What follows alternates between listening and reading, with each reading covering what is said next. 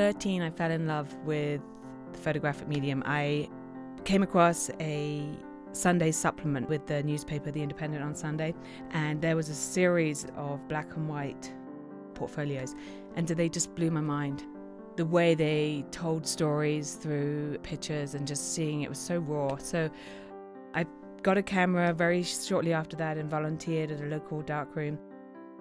And then I sort of went through a series of different secondary jobs, always making pictures. I waitressed, I lived in Spain for a couple of years, I lived in Greece for a year, and just always coming back to photography or continuing photography throughout it all.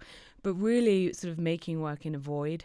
I was making pictures of things rather than about things, so really it was a sort of this empty experience and didn't really have the community and structure to sort of progress further. And so I signed up for an MFA program in Maine and had this sort of most astonishing experience of being surrounded by people that really knew the potential of photography and how it can change the world, how it can point to the world, how, being a photographer, you live a life of inquiry, you live a life of a seeker and a finder. And I think that it was an astonishing way to live. I mean, I was the nerdiest of students. I was there at 6 o'clock in the morning, worked all day, would leave the darkroom at 1 o'clock in the morning. But for me, it was so extraordinary to just be completely immersed in this world.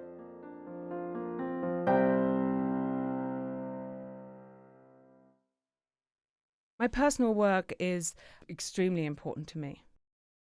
The stories that I tell through my pictures, they become this place that I go back to that helps me to make sense of the world. It helps me make sense of people and situations and my questions. And I use photography as a way to sort of explore those questions that I have.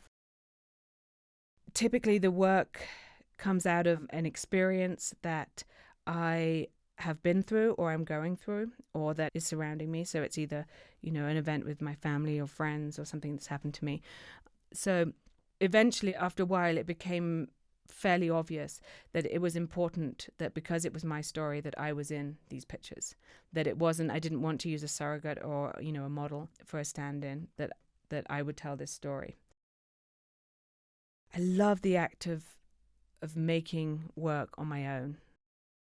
It becomes, for me, an enormous part of the process. The way I work is I have these long accordion journals, or typically they're accordion, and I cut out my contact sheets and I brainstorm and write down ideas and just sort of carry these books around with me and keep adding to them things that inspire me and realizing that it's sort of this source book area, almost like this big crock pot of ideas. I think so many things inspire me. I am an avid reader of literature, novels. I've started actually writing. I think the photography is so linked to the written or spoken word.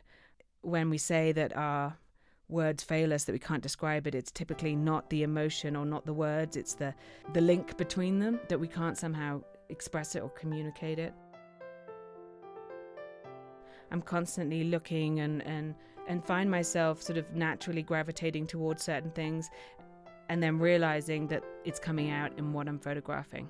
So I think it's about being open, and that's what's so wonderful about having a week away of complete immersion, because you can really just sort of be in the moment and be present and just realize that everything that you're reading, everything that you're looking at, listening to, inspired by a particular color or experience or an artist, that they're all feeding in to what you're interested in right now. I have pictures that I think are important to me, pictures that I didn't realize, even with all my foreplanning, what I was making until after the fact. So they become very important in the process for me of just what photography has given to me and how it's the most astonishing medium that it can be such a balance on your life.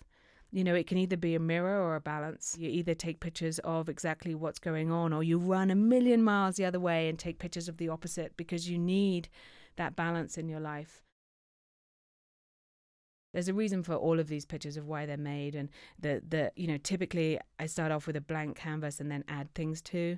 So everything's sort of considered. Although I have relaxed on that in the last couple of years and have sort of rejected constructing pictures a little bit. and embraced this idea there's a life being lived and I'm in it. I might tweak and I might suggest, but the event is happening.